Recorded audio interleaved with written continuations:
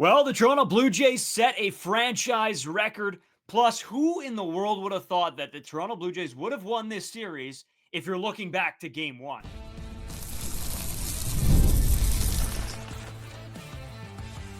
You are Locked On Blue Jays, your daily Toronto Blue Jays podcast. Part of the Locked On Podcast Network, your team every day. Welcome back to Locked On Blue Jays. Thank you for making Locked On Blue Jays your first listen every day. We are free and available wherever you get your podcasts and on YouTube. Part of the Locked On Podcast Network. We're a team every day. Today's episode is brought to you by Game Time. Download the Game Time app, create an account, and use code LOCKEDONMLB for $20 off your first purchase. As always, I'm Braden Iwasco. He's Carter First. You can find us on Twitter, Braden5 Iwasco, Carter First too as well. You can find our main Twitter at Locked On Jays. That's where we post mostly everything now. So make sure you guys go follow us on that one. You can also follow us on Instagram or TikTok at Locked On Blue Jays. And if you're new here to YouTube or you're listening anywhere else, it really does mean everything that you guys drop that subscription on YouTube. It's free. You might as well do it. Helps us out. You guys get your podcasts, your shorts, your live streams, your videos, all there on YouTube as well. But you know what? If you do listen somewhere else, we appreciate that too. Lot to get into. Blue Jays get the series win. They set a franchise record. There was the first home run by Vladimir Guerrero Jr. And yeah, I don't know, solid day. That was fun. This is a fun series. And I think looking back to game one, if you're just looking at the stats, you're probably thinking, oh my God, the Blue Jays don't have a hope in hell to win this series. But they come out and they get it done. And I think with all the doubt right now around this team about, can they keep this up? Can they keep winning? Is this a bit of a fraudulent start from this team? I think those are all valid questions and something we still don't know. But I think the fact that they're winning series right now is massive. They only have one series loss on the year. I think we have to look back at that, Carter, and think that this is a fantastic start for the Toronto Blue Jays. Well, and there's been one series this entire season so far where we've played a team that probably won't make the playoffs, or at least won't be in the running to make the playoffs, and that's the Washington Nationals. You look at every other team, all the other teams are linked to be around at least the playoffs, have 85 plus wins. So it hasn't been an easy stretch for the Toronto Blue Jays. And you're right, when you look at this series, you're thinking maybe you take advantage of Grant Holmes, the 29-year-old starter, just looking at the pedigrees from these guys' careers. Schwallenbach, again, not a guy that has been around the league for a long time, but had the best ERA in all of baseball going into the last game. I think he had like a run of 7 quality starts in a row where he was giving up 1 run or less. This guy was one of the best pitchers in the entirety of the MLB in the last about half a season or so. And the Toronto Blue Jays, they get to him and they get to him early. Spencer Strider, again, they get a little bit lucky here because he is coming off of elbow surgery, obviously making his first start back. And you did see, obviously, how that did hamper Spencer Strider. Coming out of the gate, throwing like the regular 98 that you kind of see. And then by the third, fourth inning, you see that velocity drop down, sitting around 94. That's not the Spencer Strider that you're going to expect throughout the entire season. But it's just the Blue Jays fashion of doing it. You think you get that win against Grant Holmes, maybe take advantage of the guy that, again, hasn't really had much success in the major leagues, and they get absolutely dog walked by that guy. He goes 7 2/3 innings strong. Blue Jays look like a mess at the plate, and they get to Spencer Schwallenbach, and they get to Spencer Strider. Just a different way of the Toronto Blue Jays doing it, but you absolutely love to see the success right now. And we haven't necessarily put it all together either. We've been saying we're still waiting for the top of the order to hit home runs. We're finally starting to get that. Obviously, Vladimir Guerrero Jr. hitting his first home run of the season. The starting pitching has been unbelievable. The bullpen has been disgusting as well. But again, the offense hasn't really gotten going yet. And the Toronto Blue Jays sit at 11-8, the first team in the American League to get 11 wins. So I don't know how you can be upset about the way things are going right now. Obviously, you want some things to change. There is a lot of nitpicking that you can do in any single sports team that has ever existed. But throughout the first 19 games of the season, with the gauntlet of a schedule that we have had, and that, like you said, that only one series loss, things are going really well right now. And it has been a whole lot of fun watching this Toronto Blue Jays baseball team play baseball this year. Yeah, it has been. It really has. It's such a change up from last season, right? When we started out and pretty much out of the gates, we're like, wow, this team is dead in the water.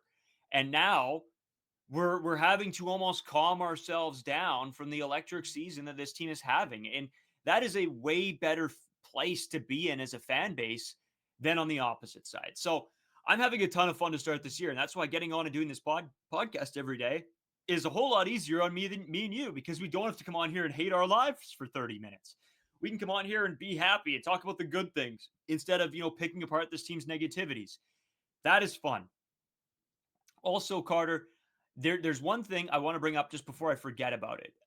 And we talked a lot about Alan Roden and what we could expect from him, and the more free he's feeling at the plate. He almost got another one today. He had ropes a ball down the line. It just goes foul, but it had the home run distance. He just got a little out in front of it.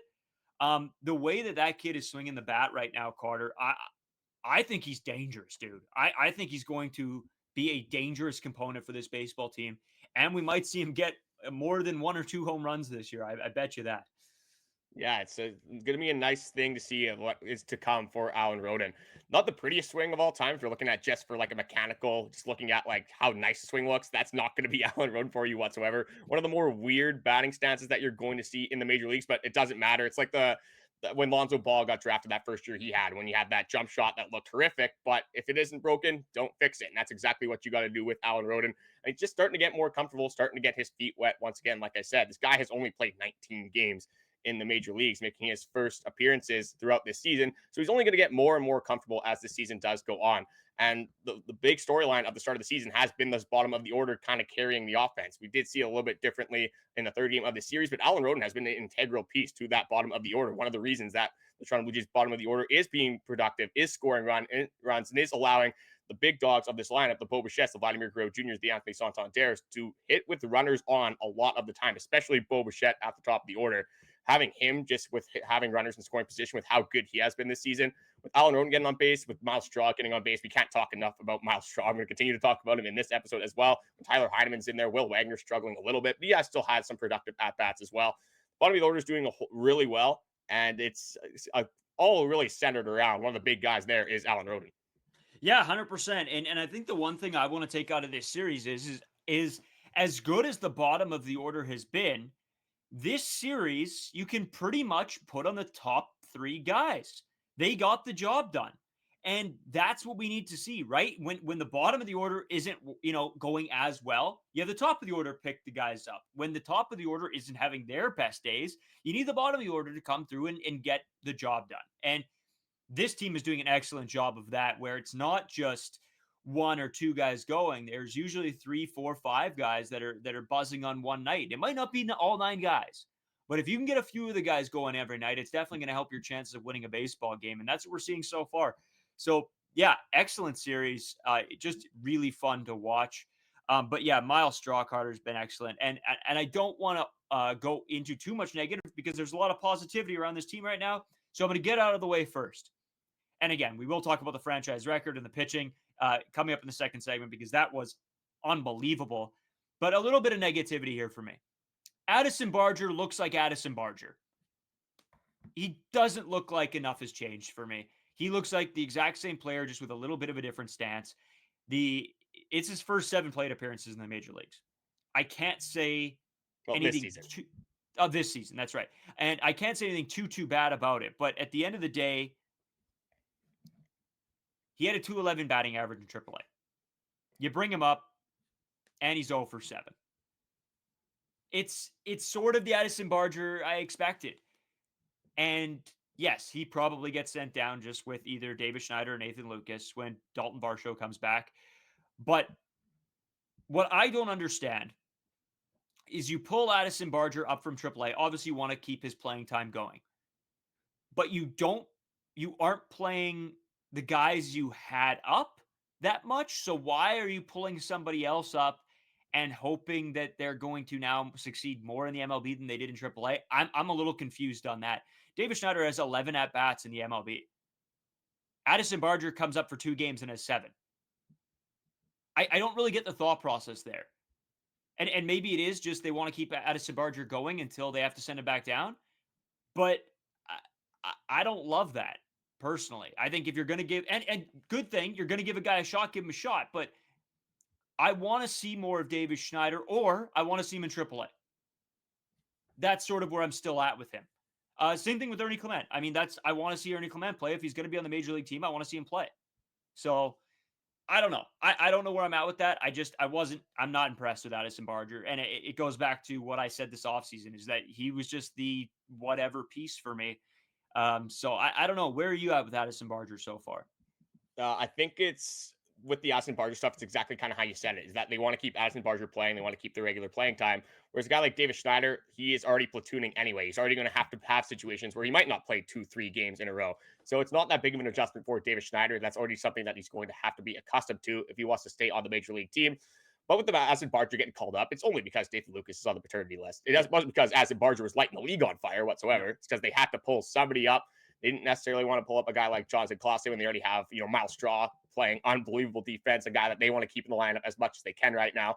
So with Nathan Lucas going out, they want to keep just Addison Barger with those regular reps, maybe kind of see what he does have at the major league level, give him that opportunity while he is here. Whereas David Schneider, you kind of already see what he is doing at the major league level. I think he would definitely benefit from going to AAA. But this is the biggest problem when we talk about this fourth bench spot, is that who can do this in a good role? Who is the prototypical player that you want as your fourth bench bat? You don't want to be a young guy because he's not going to play. It's tough to, consistently hit when you're only playing every third game, every second game, whatever it is. It's tough to have that designated spot on the team because it's such a tough role to play because you're not going to develop in that way. It's tough to just get in a routine when you're not playing very much, and you don't want it to be one of your younger guys. You almost want it to be like a Nathan Lucas, like a guy that is 30, 31 years old, that doesn't necessarily have a lot to play for in the future, doesn't have like a huge shining career ahead of him. So you're not going to have a lot of playing time and traditionally in that fourth bench spot. So unfortunately, whether it's David Schneider, whether it's Addison Barger, I think right now it's going to be David Schneider because who else is going to do it? And it depends on how this team projects some of these prospects to pan out. I think the team right now has Addison Barger, at least with higher upside than David Schneider right now. And I think that's why they're keeping him in AAA instead of having David Schneider in AAA and Addison Barger as his fourth bench bat. But no matter who it is as that fourth bench role, they're kind of getting screwed over in the long term of things. Yeah, they are. Yeah. And you know what? At the end of the day, that's why you have your Tyler Heinemans. That's why you have your Miles Straws, right? They're there to do that work. They're there to be the bench bat that, more of a typical bench role.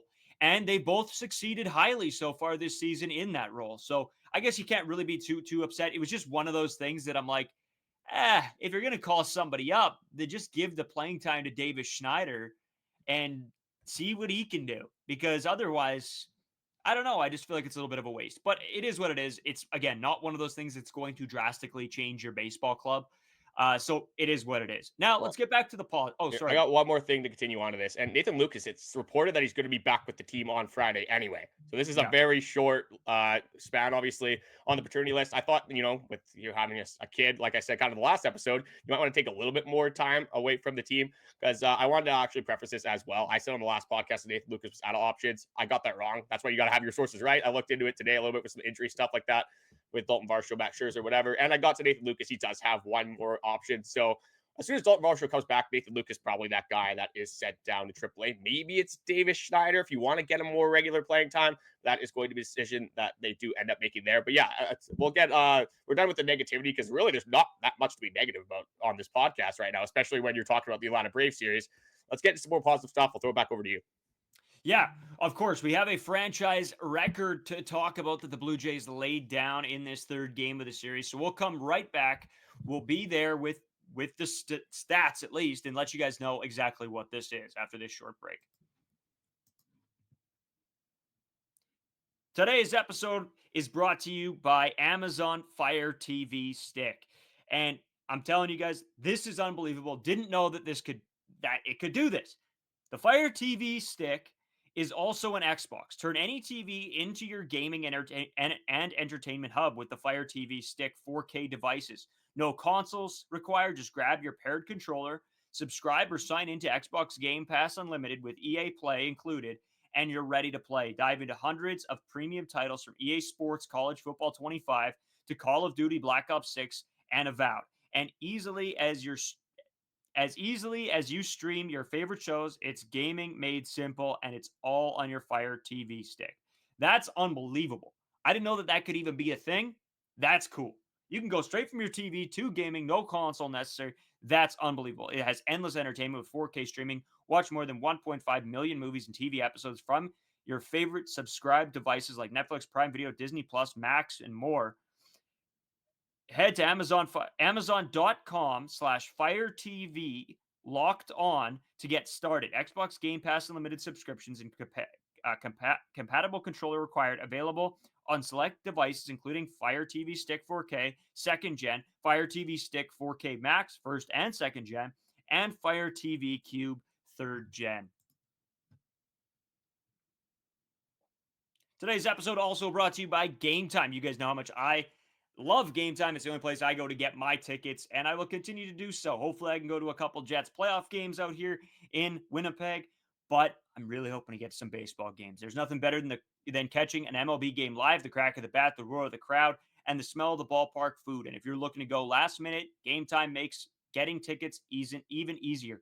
With last minute deals all in pricing and the lowest price guaranteed, Game Time makes the stress of buying MLB tickets plus ticket price drops as the game gets closer to, meaning you can score on incredible deals. I'm telling you guys, the view from the seat part of it, the last minute deals, the all-in pricing, that's all massive when you go to buy tickets. I actually just went to try to buy tickets because you couldn't. It was some one-off thing here in Winnipeg, and I had to go on this website, and I thought I was going to be paying $5, and then it was $25 because I went to the checkout. A little annoying. I had to wait in this queue. I couldn't get in time, blah, blah, blah. You skip all of that with Game Time. Take the guesswork out of buying game tickets with Game Time. Download the Game Time app, create an account, use code LOCKEDONMLB for $20 off your first purchase. Terms apply. Again, create an account, redeem code LOCKEDONMLB for $20 off. Download Game Time today. Last minute tickets, lowest price guaranteed. All right, dude. Well, a little franchise record for the guys. Gotta love to see that when that comes across your timeline once or twice. Pitching staff gets 19 strikeouts, 9-inning franchise record. Chris Bassitt with 10, Brendan Little with 3, Nick Sandlin with 1. Yimi Garcia gets all 4 of his outs via strikeout, and Jeff Hoffman gets 1 as well. As much as, that sucked that Jeff Hoffman gave up the home run, gets the job done. The Blue Jays secure the win, and 19 strikeouts, especially from a guy like Chris Bassitt. That is something I was not expecting. What do you mean? Chris Bassitt is the best pitcher in the major leagues right now. He has a Yes. .77 ERA, which leads all of the major leagues. Just absolutely ridiculous. Chris Bassitt, just the hound on the mound. That's why they call him the hound on the mound. This guy has been unbelievable this season. And I was looking at, again, I saw that ERA. Obviously, Chris Bassitt has not given up a lot of runs. He's given up 2 this season. I tried to remember which 2 they were. I remember the first one. It was the wild pitch against the Baltimore Orioles. The second one I had to do a little bit more research into. It was a sinker that he threw to Alex Bregman that was probably like 6 inches inside. Like, it was completely off the plate. Alex Bregman gets jammed, but just muscles it into the outfield. Jared Durant scores. Those are Chris Bassitt's 2 earned runs: a wild pitch and a jam shot to left field. That's how good Chris Bassitt has been this season. Been absolutely ridiculous. And you talk about the strikeouts, not traditionally known as a strikeout guy with Chris Bassitt. So far this year, again, it has been 4 starts. You can't necessarily expect Chris Bassitt to have that .77 ERA and all of these underlying stats that I'm about to go over. But I don't care that's 4 starts. This has been so fun to watch with Chris Bassitt. So I'm going to go over the whiff rate he had in 2024, the K rate, and then the chase rate. I'll start with the 2024, and then I'll go to the 2025 stuff. So in 2024, he had a whiff rate of 21.7, had a K rate of 22.2, and a chase rate of 24.6. So now through his 4 starts in 2025, the whiff rate is now at 27.6. That's a 5.9% increase. The K rate is at 28.8. That's a 6.6% increase. And the biggest increase of them all, this one blew me away. The chase rate is at 34.7%, which is a 10.1% increase from last season. So based off his chase rate is it's way higher than it was last season. So that led me to believe, hey, is Chris Bassitt is his stuff disgusting? Is the sinker sinking another 5 inches all of a sudden? Is he throwing higher velos? What's going on with Chris Bassitt? Doesn't look like the underlying metrics have changed too much from last season. I think a lot of this is just being the pitch sequencing and just the execution that he has out there, the command that he has this year, just the confidence that Chris Bassitt always displays on the mound. When you have 4 starts, you only give up 2 earned runs over, I think it's like 22 innings. You're obviously going to be pretty confident on the mound. So nothing underlying has changed too much for Chris Bassitt. But the stats, the chase rate, the whiff rate, clearly he's doing something a little bit different that's keeping hitters on their toes this year. I don't know, man. It's wild. It really is. Because, again, when I think of Chris Bassitt, I think of a pitcher who throws to get ground balls, who gets outs, and doesn't strike out too many guys. And then all of a sudden, yeah, you're right. This year it's blown up, and he's been exceptional. Absolutely exceptional. And watching his games, I'm pumped. And weirdly enough, I was tempted to go and bet strikeouts today. And I I should have. Clearly, you should have. Yeah. But obviously, it never goes right when you're wanting to place a bet. It never goes your way. So good thing I didn't, because I probably would have jinxed him and he would have given up 14 bombs. So again, I'm never going to bet on Chris Bassitt because I don't want to jinx him. But what an excellent day! The whole pitching staff today was really, really good. What we saw out of Jeff Hoffman is I was a little concerned when he let that home run go. I'm like, oh no, is this going to be the game where things start to unravel here for Hoffman? No, he was fine. He gave up one home run. That's going to happen once in a blue moon. I'm not worried at all. Again, he gives up that home run, and I'm like, oh, yeah, he's gonna finish this out anyway. It's that level of confidence when you have that in your closer. Where if that was to happen with Jordan Romano, Carter, my knees would be shaking because I'd be, oh no, here goes 3 more. Jeff Hoffman, you just really don't have to worry at all. Yeah, they use this term in the NFL. It's called garbage time. That's what it is with Jeff Hoffman. If it's not one run, if it's not a one-run save that he's making, the first 2 runs are just garbage time runs. Who cares if Jeff Hoffman gives up 1 or 2? He's going to be a dog out there. He's going to end up getting the save. And he's just not going to give up runs often either. So it happens one time. You expect him to bounce back, obviously, because the stuff is that disgusting. I don't have to show you his baseball savant page, so you guys know it's already all red. The command has been gross. The pitch mix, obviously, a lot different from Jordan Romano, has been massive for him, having 4 pitches compared to 2. We've seen how that has worked out. And just the overlying stats Jeff Hoffman has had in the last 3 seasons. He's been a top 10 reliever in baseball the last 3 seasons. And this is something that we're going to keep coming back to every single time. Thank God the Baltimore Orioles doctors clearly just, made a huge fumble on this move here. But saying that with the Jeff Hoffman stuff, the Blue Jays went 1 for 2 this year, the way it looks right now. Jeff Hoffman, they took a chance on that injury. It is working out very well right now. They also took a chance on Max Scherzer. Again, there's more underlying stuff there. This guy's 40 years old, maybe a little bit more of a risk that they took. That one's not working out as well right now. But with Jeff Hoffman, the bullpen in entirety, honestly, the back 4 that you have right now, Chad Green, Nick Sandlin, the Sandman is ridiculous. Yimi Garcia, who continues to get overlooked by Jeff Hoffman. You said 4 batters he faced today, 4 strikeouts. He has been absolutely dominant. The pitching staff has been the biggest change from last season. A lot of it stems from the bullpen. A lot of it stems from Jeff Hoffman, obviously being your closer. But now, like I said, as soon as you get into the 6th inning, even like you have the last 4 relievers, and you have Erik Swanson still coming back, you have Ryan Bird coming back. This bullpen is in a whole lot of a better spot than it was last season, and we are really seeing it like being showed to the fans right now with all these close games and these save situations that are coming in the 8th and the 9th inning. Well, and really, when we break it down, it's a change of 2 guys, right? It's Jeff Hoffman and Nick Sandlin. And when that trade happened with Nick Sandlin, we said, I bet you there's something here with this guy. I don't think this is just a throw-in for this trade. And it turns out, no, it wasn't. It was to upgrade this bullpen, and he has done a fantastic job. I have 0 complaints on Sandlin. I think he has been better than advertised, and something that this bullpen desperately needed.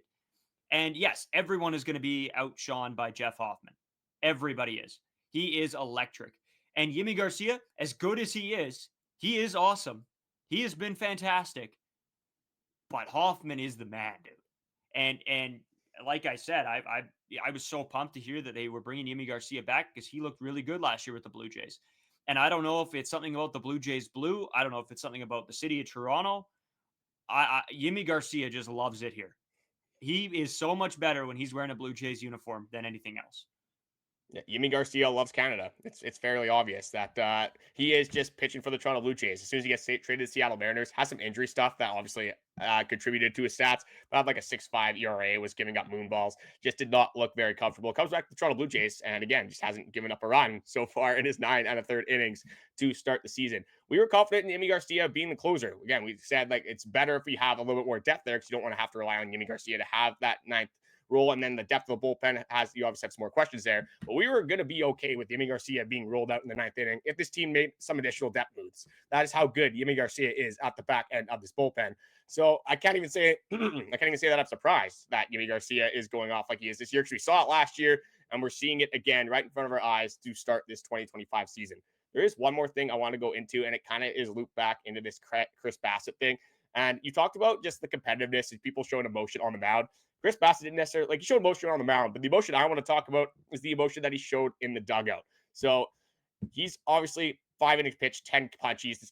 Chris Bassitt's being an absolute hound on the mound. He's being a beauty out there like he always has been. Schneider lets him know, hey, like you're at 90 pitches. I know you're having a great day, but we're going to have to take you out. I thought Chris Bassitt was going to pow right in the kisser. The 1-2 McGregor on John Schneider there. He did not look happy that he was getting taken out. I just want to know your kind of opinion on this. We've talked a lot about these decisions that are being made by John Schneider. Where are you at? Is this like a bad move that could, in hindsight, be a problem down the line? Obviously, right now it didn't matter because the Blue Jays end up winning the game. But I have an opinion on this. I just want to let you kind of get your intake or your perspective on, was this a good move, or can this become a problem with John Schneider taking these starting pitchers out, especially the veteran starting pitchers out in the future? Okay, so interesting point you make. And I thought about this during the game too. No, I think that this was the right move. And just based on a couple things here. He was at 90 pitches, and yes, we've seen Chris Bassitt is stretched out for more. He can go more. But they haven't overly taxed the bullpen this series. You have the option to use some guys with an off day coming. You want to be able to use that bullpen, and Chris Bassitt has put you in a great start where you don't have to overtax his arm. You don't want to burn this guy out. He's doing so well. Why burn him out? And right now, especially if this was if these were the last two games were a little bit different, maybe I would think differently, because maybe your bullpen would be a little bit more taxed. You wouldn't be able to go to the guys you want to, but they're available. It's not like they were going to have to go Mason Fluharty and Jacob Barnes today, right? You had your guys. So I'm okay with this one.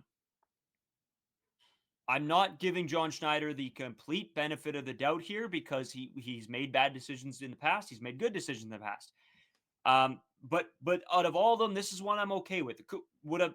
And I think with how Chris Bassitt is mentally, I think he had a great outing. You pull him out, good. Keep the confidence rolling as well.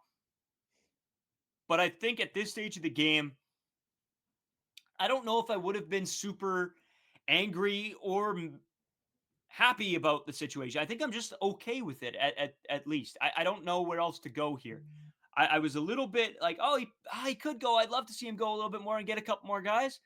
But then I'm also like, you know what? This is a smarter bullpen decision to let the guys throw with an off day. So I'm a little bit in the middle, I guess, but I'm okay with it.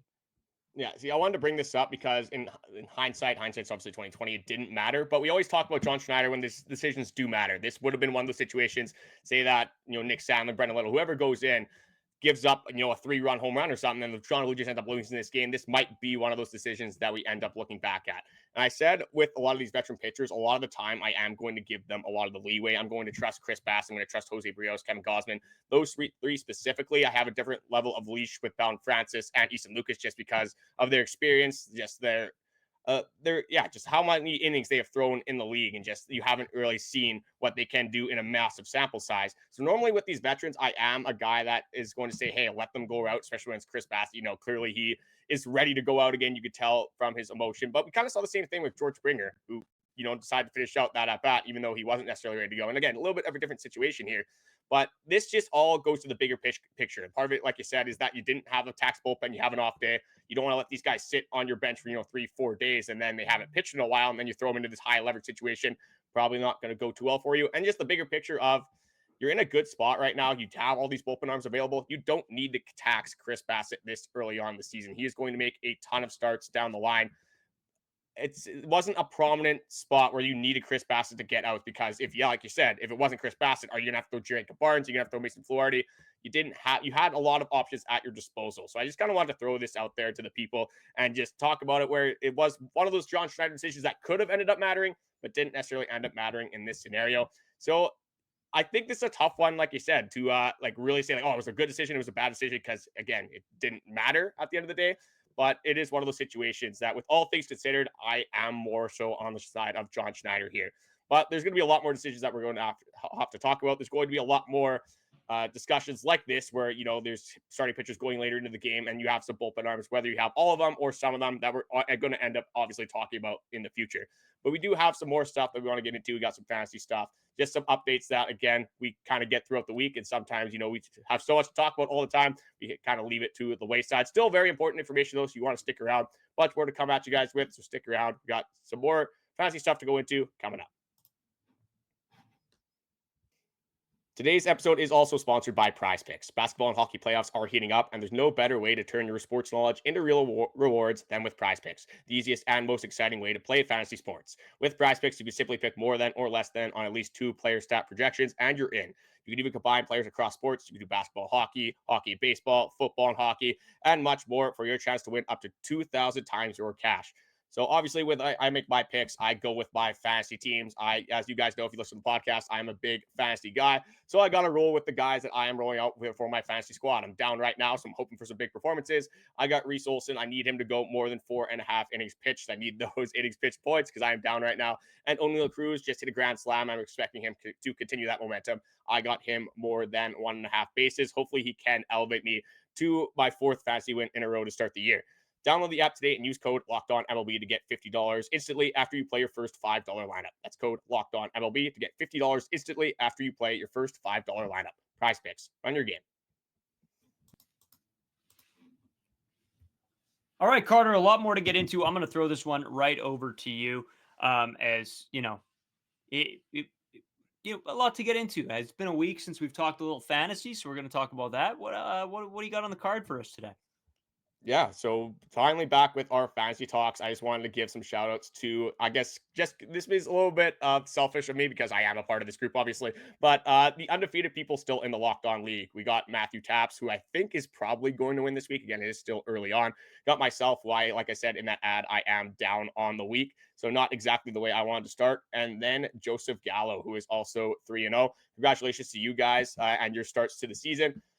With fantasy, obviously, I want to go like 19-0. I don't know if it's going to happen this week. I don't know if I'm going to get my first loss here, but it's not looking great. But at the end of the day, baseball's up and down, so I'm not expecting my fantasy team to go, 19-0, whatever it is. But we talked about it a little bit on the last episode, I believe it was. Tanner Houck, what's going on there? And unfortunately, I did start him in our friend league as well, so that's why I brought it up in the podcast as well. Braden was unfortunately affected in the Locked On League, but I fell the same victim to this guy. Just what were you thinking when you saw that stat line? Well, for one, Matthew Taps and me are having a match right now, and I'm made a little bit of a comeback. If Tanner Houck wasn't such an absolute bum, I'd be winning right now. If he put up 0 points, I would be winning right now. What did he finish the day with? Was it minus 28?